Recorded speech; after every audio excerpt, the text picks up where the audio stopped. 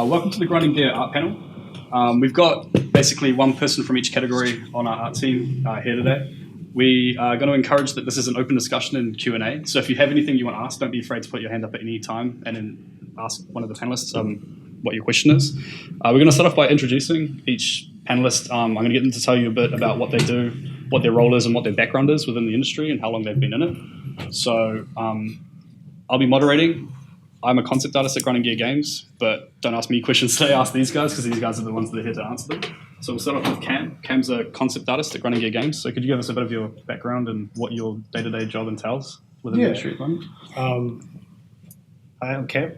I'm a concept artist at Grinding Gears. Most of my work really involves designing uniques, microtransactions, everything to do with the game, really. Been in the industry for almost 10 years now, I think. I started off doing casual phone games in Christchurch, and then eventually made my way to Auckland to work with Grinding Gears. Sweet. Erik? So I'm the creative director at Grinding Gear Games, and I've been there for 10.5 years now. So I'm one of the original founders, which means I was the first artist, and I've had my hand in a lot of different disciplines, but I'm a concept artist at heart. Hi, I'm Ashleigh. I've been working at GGG for 5 months now, so I'm super new to the industry. I'm a high poly 3D artist there. My name is also Ashleigh. It's Ashleigh too. I just recently graduated from the Creative Technologies course. I think that's what it's called. Kind of forgot. And I've been at GGG for about almost 2 years now. And if it's okay with you, Erik, I'm kind of like the self-proclaimed lead UI artist. I'm kind of like the only UI, like sole UI artist there. I mainly work on just recently the Xbox UI, porting the PC over to that, and a lot of other 2D things there. Hi, I'm Nat, and I'm a VFX artist. I've been doing VFX for about 5 years, but I transitioned in from more or less a technical art background. And I'm responsible for mainly creating microtransactions and working closely with the game design team to make boss skills and player skills. I'm Ed. I'm a senior animator, Grinding Gears. I've been there for about 2 years now. I animate a lot of monsters and the boss fights, occasional weapon drop or opening a chest. Before that, I just kind of did odd jobs for a small studio in Wellington. Yeah. Sweet. It's kind of weird that yours mic is the only one that works. Is this? Oh, it is working. Okay, sweet. All right, cool.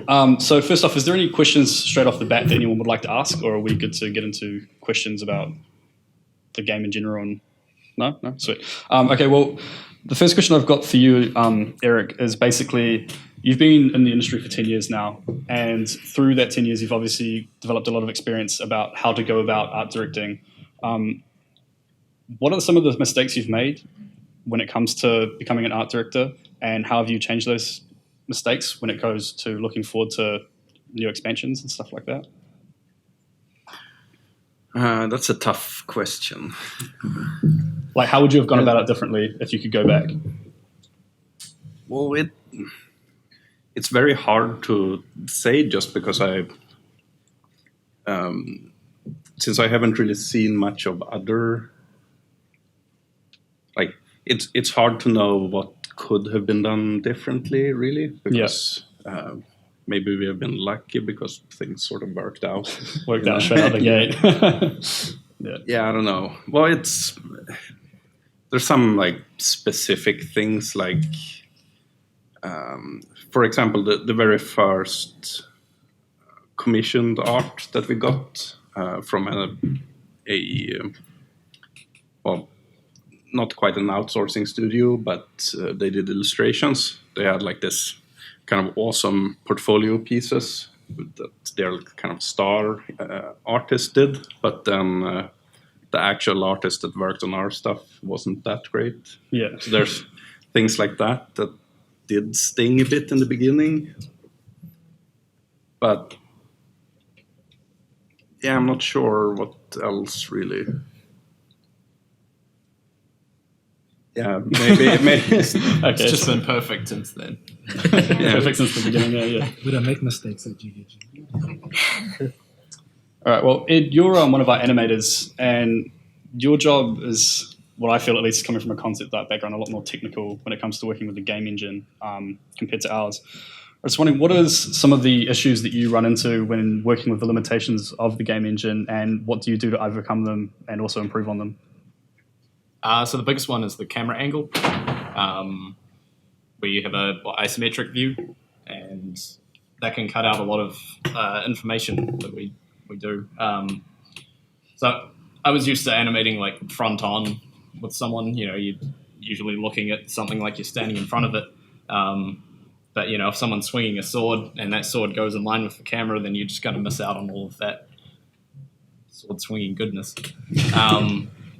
So, I mean, and that's just mainly paying attention, making sure you're lining up the camera with what you're doing, checking that it's going to read properly.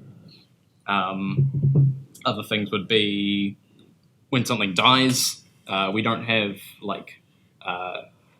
dynamics for our deaths and collision for walls and stuff like that. So if we make our characters fly off the spot too much when they die, then they can end up clipping into a wall or going over an edge where they shouldn't be. So yeah, there's a lot of keeping in mind the space that the character can move from its zero position. Sweet. So Ashleigh 1, you're I'm just going to call you now. You're pretty new to the industry. You've only been working with us for 5 months. How does working into the industry compare to what you thought it was going to be like? I'm sorry, could you repeat the question? Because we got confused. I'm actually one, right? Yeah, you're going to be Ashleigh 1. Yeah. Okay, so you're new to the industry. Yes. So how does it compare to what you thought the industry was actually going to be like in a work sense? Well, I honestly thought I actually didn't have a conception, preconception of how it would be like in the game industry. Has it surprised you in any way being in the industry?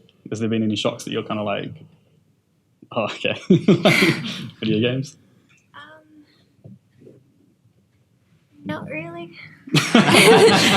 Lots of work with then. Okay, sweet. Sorry. No, that's all right. Cam, coming as a concept artist, we don't come from a very technical background when it comes to, say, things like degrees and stuff like that. It's very heavily based on your portfolio.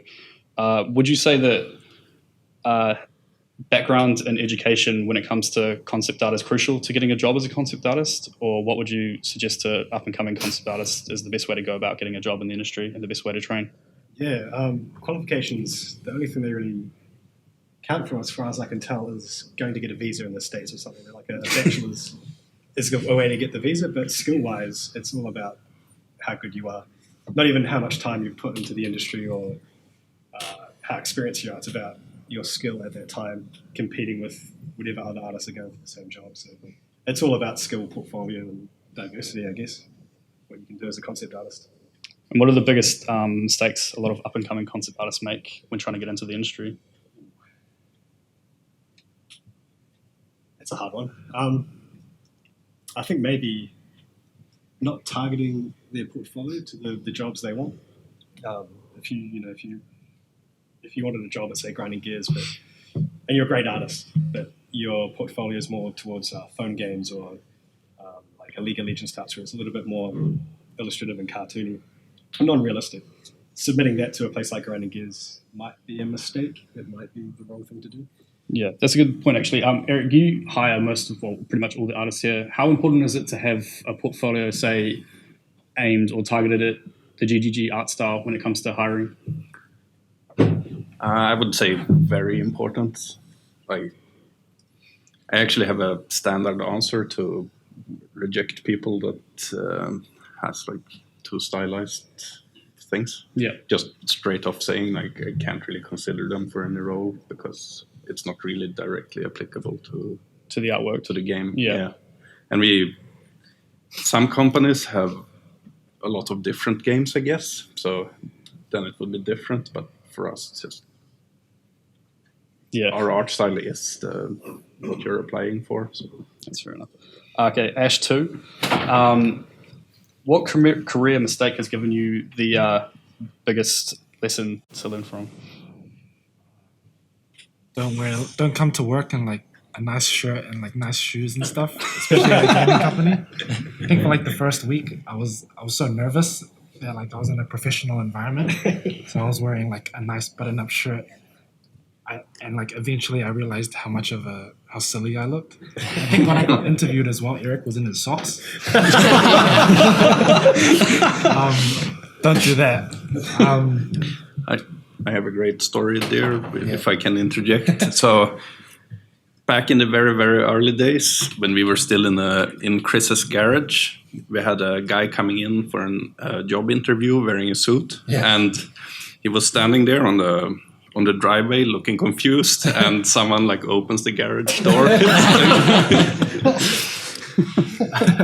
But I guess artist mistake wise, I think probably at the beginning being like too nervous about like not feeling confident about your work, things like that. Like, I mean, you got hired for a reason. Like, you should believe in yourself and like don't be nervous and like second doubt all your stuff. Just keep trying, keep asking for feedback, and eventually you'll be like, oh shit, the stuff I made at the beginning was crap, I'm way better now.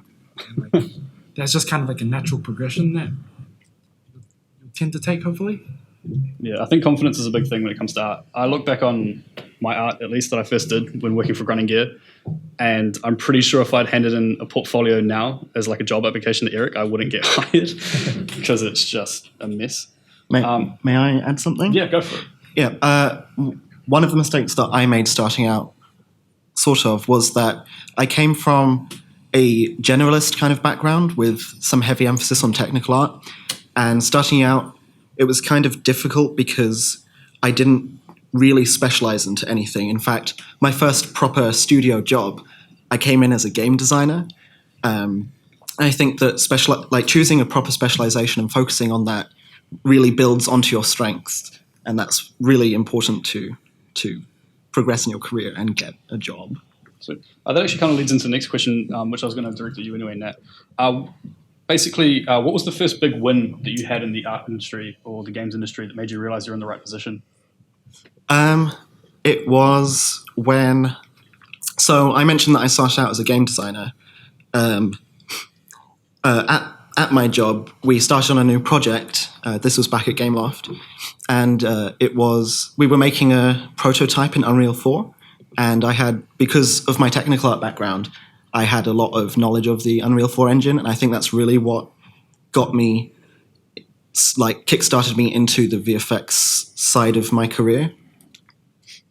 The fact that I was skilled with Unreal 4 landed me in a sort of artist position on the project, even though I was technically a game designer at the time. Ash, too, what are some of the hardest things about your job dealing with day to day? For me, because UI and 2D art is so broad, especially a game like PoE is kind of like an MMO. I don't know how it's exactly defined, but there's just a lot of things going on at once. So for me, my problem is like Erik will ask me for like something, and then Paul, the web guy, will ask me for something, and then Chris will ask me something for the console, and then like I've got like all of these lists for like different people, and I'm like trying to manage everything. But the main thing that is difficult for me would be prioritizing certain things. Like that's really important, especially in a big game like Path of Exile that is constantly like releasing stuff. Yeah, scheduling. So Ash, one, because you are so new to the industry, have you found that you've learned quite a lot being in the industry compared to when you were learning at, say, tertiary education? Yeah. So before I worked at GGG, I was actually working in VFX in a 3D advertising company in Switzerland.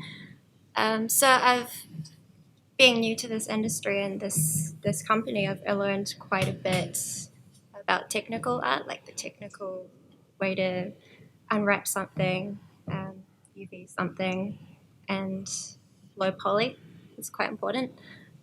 So I've been learning quite a bit I'm still learning. Yeah, to yeah, this it's day. kinda- It's kinda- 5 months. I'm just going to pause it here. Is there any questions so far for any of the panelists about their job or how they go about certain things? No? All right, so we can carry on then. So, Cam, how did your early career choices lead you to where you are now?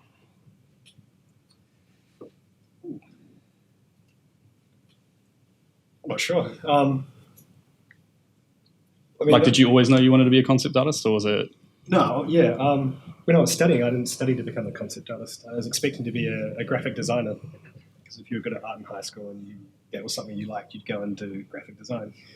But in the last year of my studies, there was a foreign student, I think he was from Czech Republic, and he was drawing space elevators, just drawing it on pen and paper.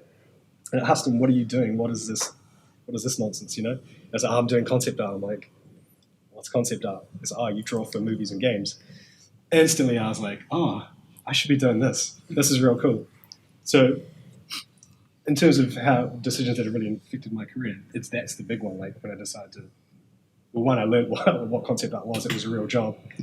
And two, like, being like, yeah, I want to get into that. And apart from that, I just kind of stumbled around and obtained work and ended up, where I am. Making some career gains. Yeah, sweet. Ed, looking at the education in New Zealand when it comes to animation, how do you think it compares to the rest of the world, and what would you do to improve it or suggest to tutors to improve? Because obviously, hiring graduates is one thing, but hiring someone that's already a professional is another.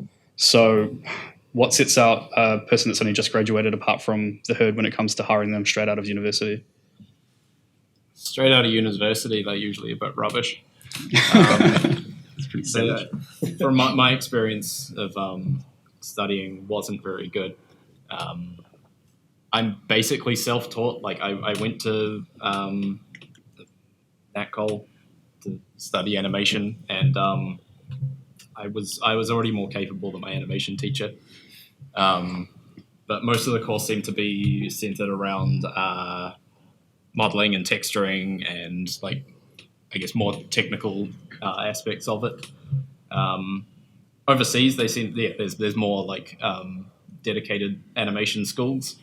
A lot of them are online, so you can kind of access them from anywhere. Yeah, there's.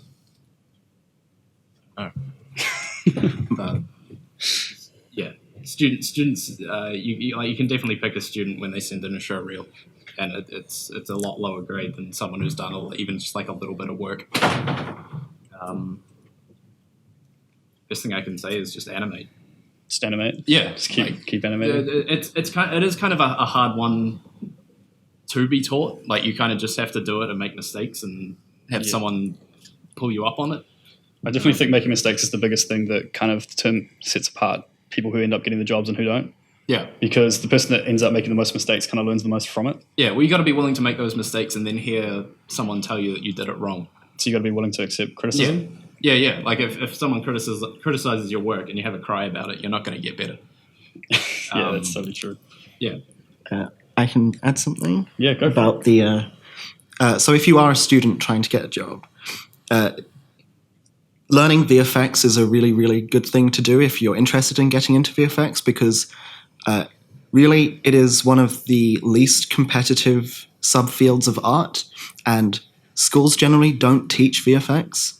In fact, it was my biggest strength trying to get into industry, the fact that I was one of the only people, I was the only person in my graduating class who knew how to do VFX.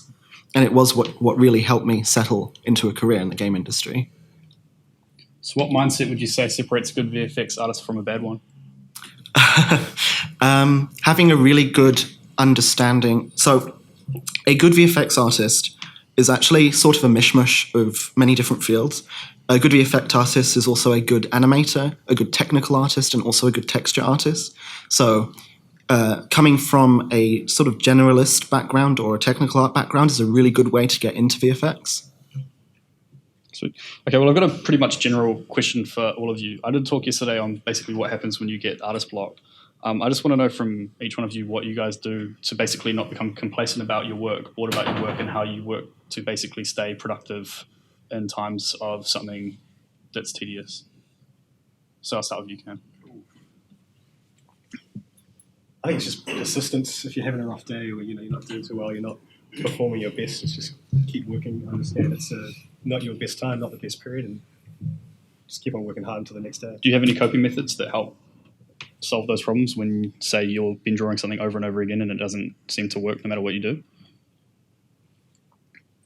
Not really. I just keep on going at it until I get something right, something acceptable. And it's the best I can do at that point in time. Yeah. Like, not everything I'm going to concept or draw or design is going to be the best thing we've ever done. Yeah. There's going to be some almost near-on write-offs. Another thing I think of is because at Grinding Gears, I do a lot of microtransactions, and that equates to money. So I have to think that I have to be persistent to keep on trying to get the best out of this one thing, because it will eventually make money for the company and other people. And, in terms of coping, maybe stress management, turning on some chill music, some rainy mood, and just keeping at it. Fat beats. Yeah. Sweet. What about you, Erik? Because I know that you've gone from doing more involved art type position to more managing and directing and allocating work. How do you find it's affected you when it comes to your workflow and your overall kind of enjoyment of the job? Well, it's kind of a different type of satisfaction, the actually doing art and seeing it becoming good, than compared to in the game now, where you just see all this awesome stuff coming together to a level that is just, it's just extremely high. But regarding the artist block, one thing I do is,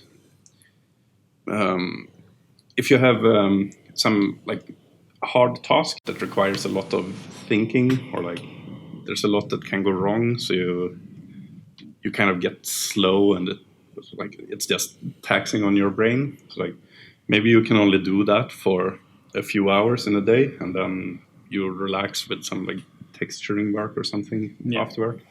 So I actually kind of like making ground textures for hours, for example. Why? Because you can just turn your brain off and just you can listen to a podcast and you can still be productive without being exhausted.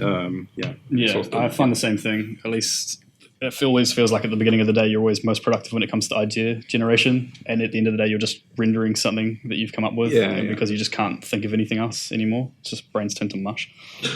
Ashleigh, one? So when I get artist block, or when I get complacent or artist block, about what I'm doing, I like to take a 5-minute break, because sometimes I'm narrow-minded of what I'm working on. I've been staring at it too long, and I can only see it from one particular perspective. So I like to get other people's opinions, other artists in my team, to see what they would say. Maybe they see it in a different way and they have a better idea about something.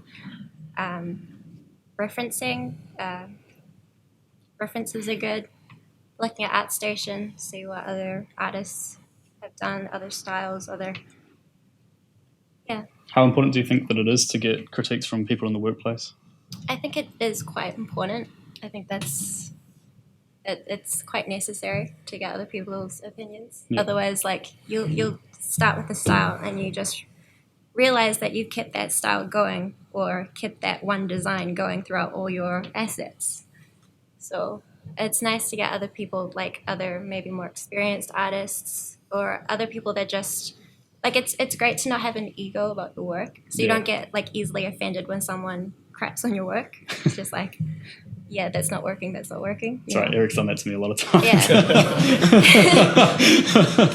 Just series nah, do it again. I'm okay, I thought this is really good, but no. It's actually weird how often getting that feedback and changing up an idea can actually improve it so much. Exactly. There's been a lot of times where I've sent off something to Erik thinking it was amazing, and he sends it back being nah, it doesn't work. And I'm what can I do? And then the next thing I send off ends up being way better anyway. Exactly. So, you figure out where you're going wrong from someone else's opinions. And then from there on, your work gets stronger, and you get better as an artist that way. Ash 2?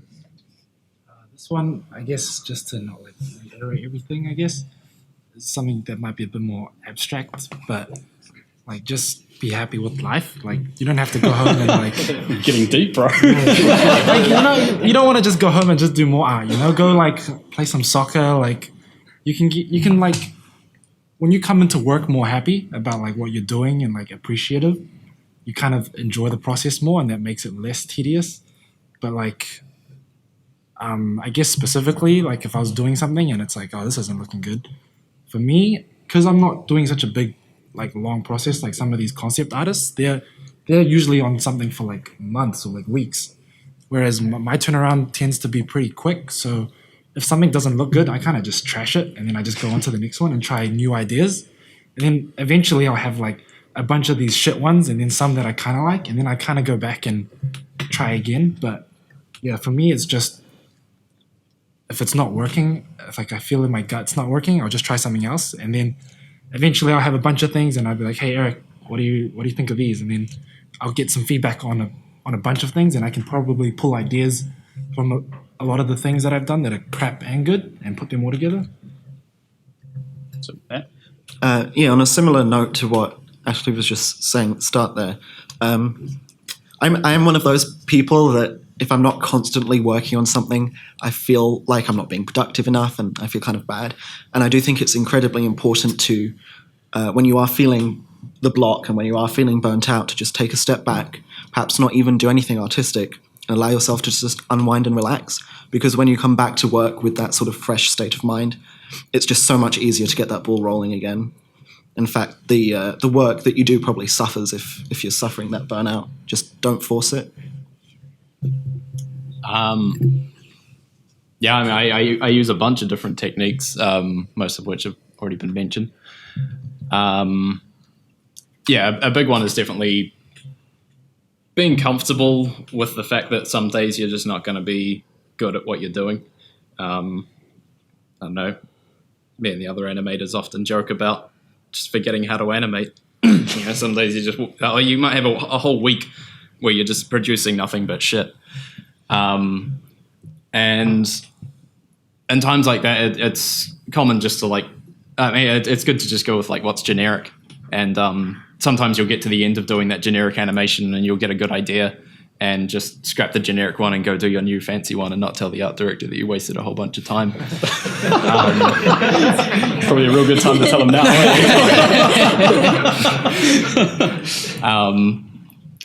But another one is just go home.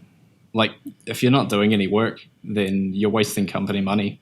And yeah, you can go home, do something completely unrelated, come back the next day and you look at what you've done and you'll probably have like an instant solve for what you've been stuck on.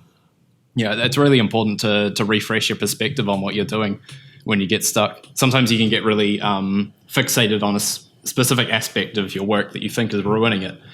And then you come back the next day and you realize it's the completely wrong area that you've been focusing on. And it was actually something else. And yeah, definitely, yeah, just things that change your perspective on your work can help a lot. Sweet. So you obviously work as an animator. I know with the concept artists, it's really obvious when we have different art styles.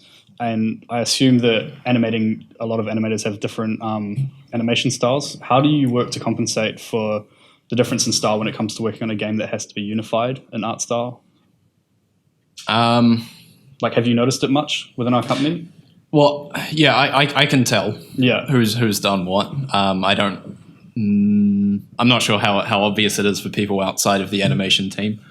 I guess with Path of Exile, it's lucky in that we go for a realistic look.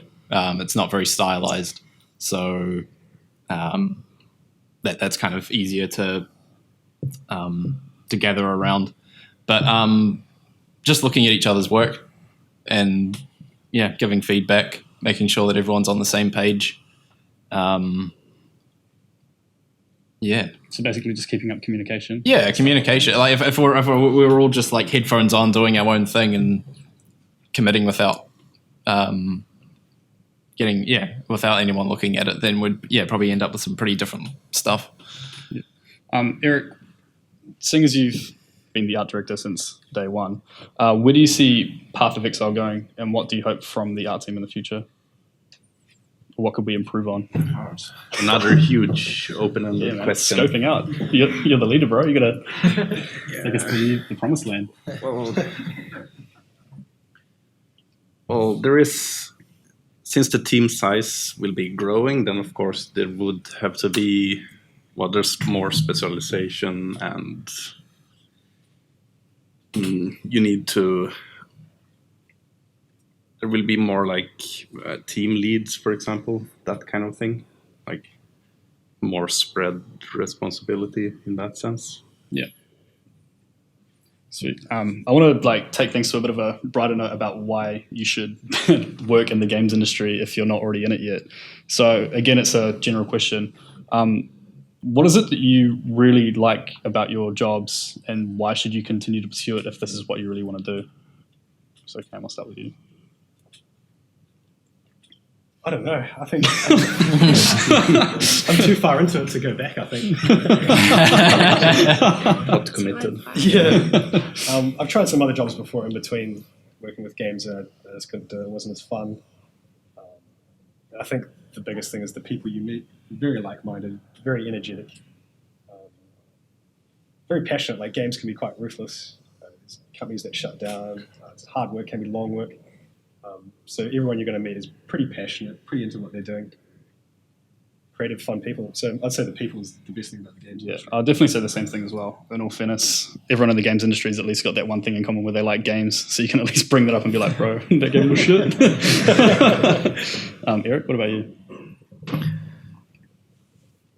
Yeah, well, for me, it was always just I kind of did what I wanted to do. Like, it wasn't really planned very much like that. Yeah, I don't think So you just I do what have you want? well, it was the most fun thing. Like, the whole thing, like starting with concept art, like sitting and drawing characters was just super rewarding. Really fun. And then, well, back in my days, they didn't really have like game schools like that. But I saw things from, was it like Doug Chong that made the Star Wars designs? Yeah. It was just, so I guess I just did that, and then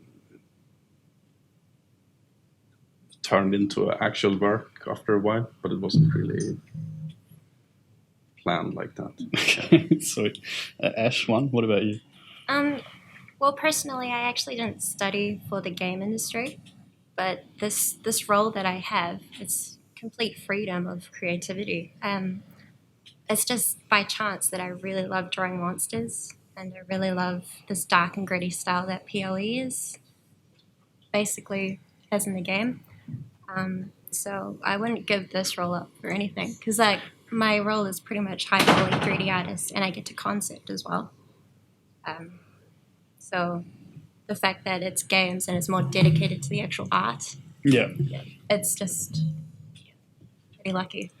I guess one business thing that can be mentioned is that it is a growth industry, so it's certainly very good to be, like, there would be jobs, and like it's much better than being in, I don't know, paper magazines or something. True that. It's fire. Ash.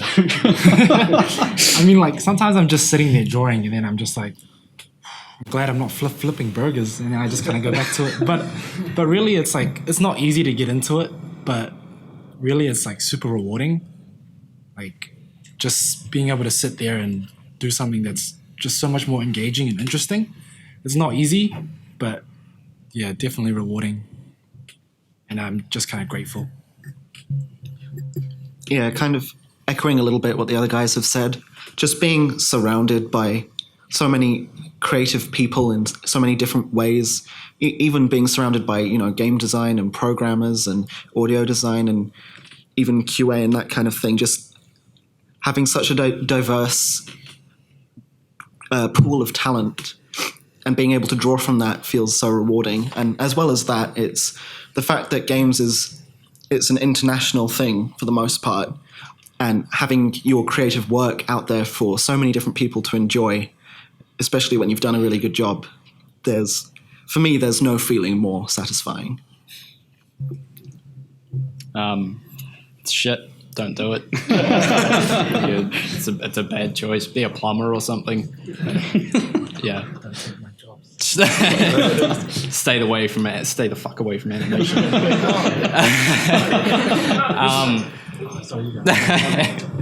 No, I always wanted to work in films. I wanted to direct films. I had no ambition to be an animator, but then I tried it out at school and liked it and kept going. Wound up here because, I don't know, it was a job available, but I love it. And this is going to vary from company to company, but at Grinding Gears, I've got heaps of freedom to do what I want. And yeah, it's really satisfying. People are awesome. I have no intention of going anywhere.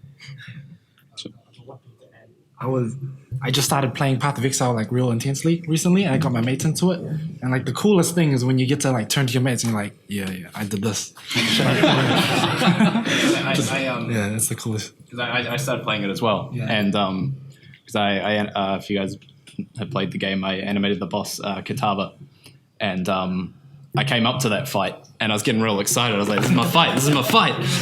And yeah, got in there. It was a pretty sweet experience. And yeah, No, I definitely did the same thing. Yeah. Played through Path of Exile and just showing me, see that? yeah. I did that shit. Cam, what's the biggest risk you've taken when it's come to your career so far? I think taking the career, doing it. It's, Like an arts career? yeah, especially concept art, it's quite competitive. Yeah. And I mean, you have to be willing to compete and do everything to get the job. So I think that's the riskiest thing, deciding to do it and then committing to it. It might take years before you even get that first job, you know. It might not be a good job. Yeah, definitely the largest risk was getting into it in the first place. How long did it take you to get a job in the games industry after you'd graduated from university? I was lucky enough to get a job while I was still studying. So No kidding. yeah, with a startup studio that was doing phone games and Wii, I think. Purely because they didn't have a lot of money and I was willing to work for cheap. Just whoring yourself out. Yeah, so pretty much. Yeah. I think that answers the question. Yeah, sweet. Have any of you guys actually had to take a big break between finishing uni and starting in the games industry where you thought you weren't going to make it? I had like 2 years of working in a supermarket before I got my job. Yeah. And yeah, it's pretty demoralizing. Just like stacking shelves just after you've spent like a year or two doing something that you really love doing. But yeah, so long as you keep putting your shit out there. It's definitely a good motivator, eh? When you're doing something you hate to carry on doing something. Yeah. Because I don't want to do this forever. Yeah. I had a taste of the good life. Yeah. After I graduated uni, I was freelancing part-time, but a lot of my time I spent working at a factory. And there was an old crazy guy there. And I just remember looking at him just thinking, holy shit. If you don't start drawing, man, you're going to be eating potatoes for 30 years too and just making nothing. Supermarkets are great for that because, yeah, there's heaps of people who get trapped there. Yeah. As they've been there for like 10 years. And it's like, nah, I don't want to be that. Yeah, I think not. So we've only got about 8 minutes left. Is there any questions from you guys? Yeah, Chris? Probably towards Erik. Now that you have so many artists, is it more difficult or easier to maintain the original vision of the game and keep the art style consistent across everyone? I would say easier actually, because now we can start to redo stuff and like we can iterate more on things to get it up to a higher quality level. Well, I guess it's just part of everything being a higher quality level that makes it easier. Yeah. There's some like challenges, I guess, with like management things. Like I can't look at everything, which was like before I could, for example. So we're working with one freelancer and like sending back and forth these like overpaints and long emails, but that would just not be possible anymore. I sort of missed that a little bit because it was kind of fun. So you had a question down there? I'm just curious because I work with lots of game engines and it's quite clear how visual effects pipelines kind of work in typical game engines like Unity and Unreal. I'm kind of curious what the workflow for doing visual effects and Path of Exile is like. Because you guys have your own custom game. Yeah, we use our own game engine. Really, the core part of creating visual effects is having an understanding of how to use meshes, UV space, and textures in an appropriate way. Other than that, it's using technical art knowledge and how to utilize shaders and materials. Once you have that, you can pretty much be able to make visual effects in any engine, because every engine uses shaders and materials, and every engine can implement meshes and textures, and that's really just the fundamentals of VFX. Yep. I have a question for in general the pipeline. I'm just wondering, what are your thoughts on the web poly on animation using Blender compared to traditional video? So start with Ed for that one, I guess. Sorry, what was the question again? Using Blender opposed to traditional Maya. I've never used Blender. I've only ever used Maya. So I don't know. Sorry. How long would it take you to create something that would be from start to finish? I mean, a basic monster can take me about half a week, maybe 1 week. That's doing roughly 7 animations. But I mean, a big Katava, for instance, I was working on him for maybe 8 or 9 months. Went slowly insane. Yeah, it ranges depending on what it is. I mean, we can get basic human characters. We can get like big crazy monsters with multiple limbs that you have to kind of work out how is this actually going to move. Yeah, it depends very much on what you're dealing with. If you're wondering for like an entirely new thing, starting out with concept as well, or what was it? Oh, okay, yeah. So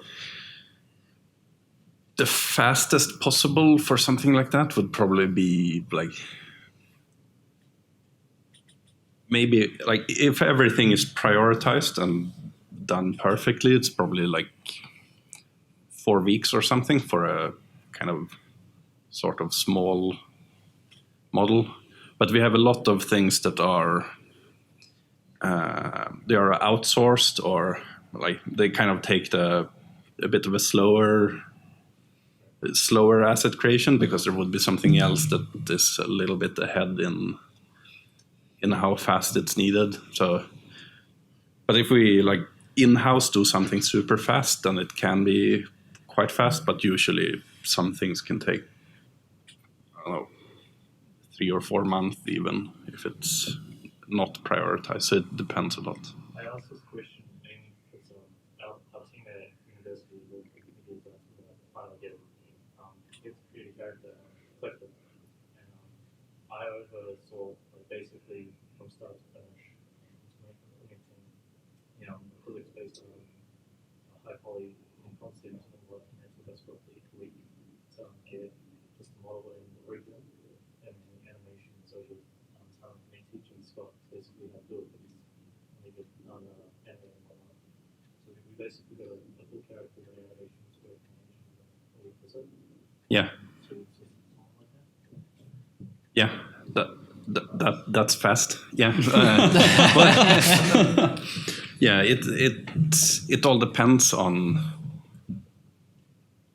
like how advanced, like how complicated things is, and like how many things that can go wrong, and I don't know how many animations, and does it need effects, or like is it a monster that needs skills done specifically for it afterwards. And I guess we have the added testing afterwards to make sure it actually works correctly.